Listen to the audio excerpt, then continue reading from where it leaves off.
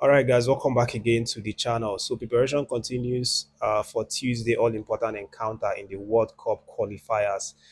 Final match, Nigeria versus Benin Republic. It's a match that's really means a lot. It's a match that's filled with tension, emotion, excitement, all kinds of things, from both sides. And both teams are in the country, as mentioned before. Nigeria had a little bit of delay because of the plane having an issue. They had to switch planes and then arrive late or later in the day. Benin Republic were the first to arrive in the country, had their first training session in the morning.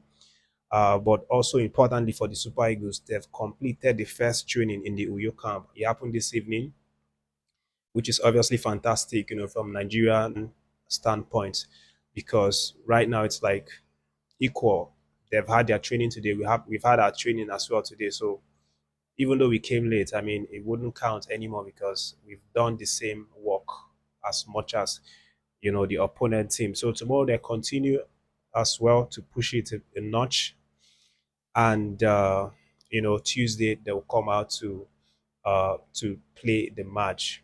We have other guys in the group who are slated to play tomorrow, being Monday, such as the likes of Zimbabwe, Lesotho. These guys have games tomorrow.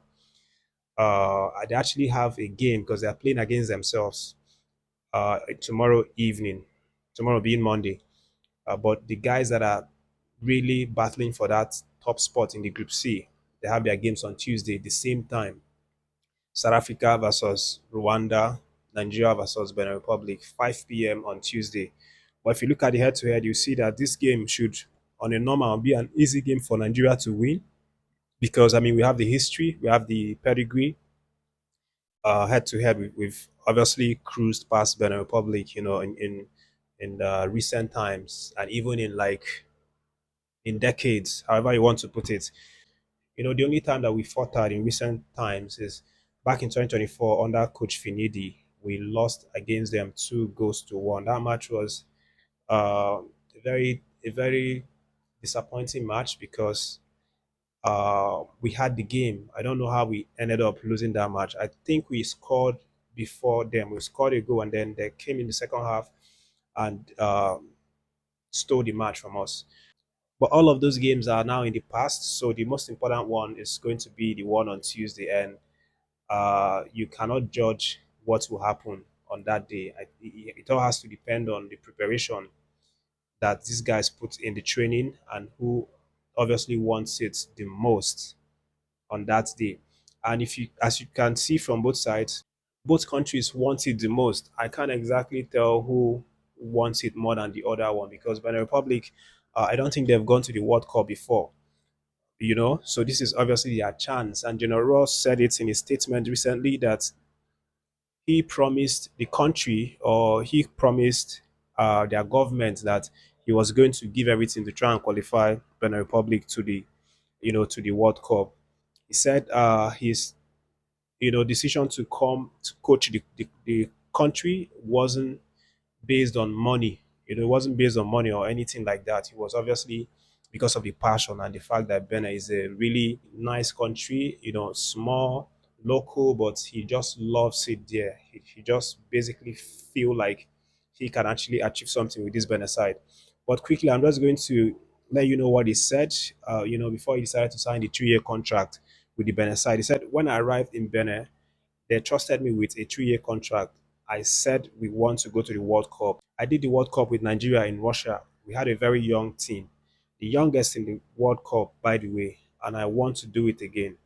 We can dream. We have to make the players dream. We have the staff dream, and why not?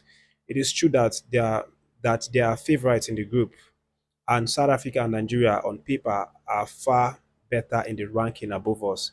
But we showed today that we can compete. So that is what General Ross said. Obviously, this statement came after that victory over Rwanda in their last game. But this statement just shows you the hunger in this Benin side. They want to go to the World Cup.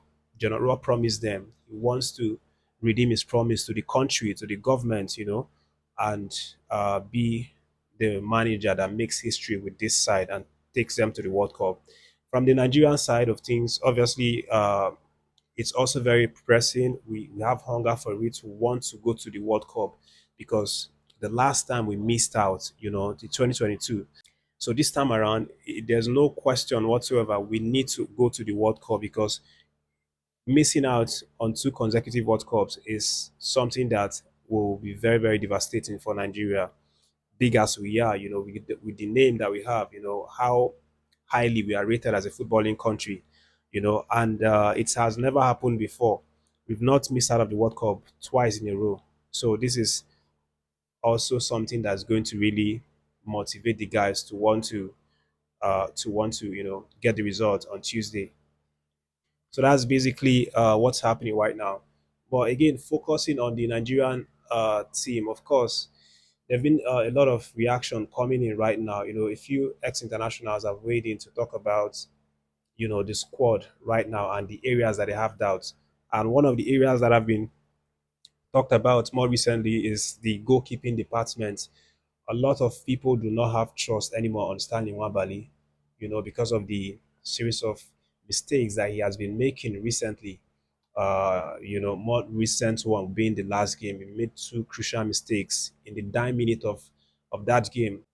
So reacting to this, the legendary Mutiu Adekpoju, when he was speaking with Sporty TV, he talked about, the issue with the goalkeeping area, and he said that in fact that's one of the areas that he fears the most, for this Tuesday game. He doesn't really know if he can trust Stanley Nwabali anymore, and he said that Nwabali has to be very careful on that day because if he goes into the match and he doesn't have his, things together and he makes those kinds of mistakes that he did in the last game or in recent times, that could obviously cost the Super Eagles and just spoil things for us. It's calling on Stanley Nwabali to get back on his feet and be very careful, be very professional uh, uh, between the sticks for Nigeria on Tuesday. In his words, he said, Stanley Nwabali has to be careful. It's just not right to make two costly mistakes in one match between the space of a few minutes. We were lucky. One little mistake can make us not to get what we want. So that's basically what's happening right now. And also, Mutiu Adekpoju suggested in his earlier interview and said that he would prefer that Kucherekshire actually goes with Victor Osimhen and Ako Adams, the man who scored on his debut in the last game, instead of going with Victor Osimhen and Tolu Arokodare as we saw Kucherekshire start on that day. Because he feels that Ako Adams can really offer a lot, especially with recent performance. He's in form currently, scored against Barca, scored the previous week before the Barca game, and then came to Nigeria, scored as well. So he's on a roll in terms of scoring goals. And the legend Adepoju feels that he should be the one to start with Victor Osimhen. If you have a striker that is in form, that's scoring goals, you don't need to put him on the bench. You have to give him that slot for him to keep playing and keep scoring. If you keep scoring, you keep giving him that spot. That's how it works. So that's some of the advice coming right now from Mutiu Adekpoju. But that's the gist coming out from the camp right now. Of course, the boys will come out tomorrow and conduct the final training, after which they would, you know, seek to take a rest. Next tomorrow being Tuesday, I don't think they'll have any training. They'll just use it to rest and then come out on Tuesday evening to play that match.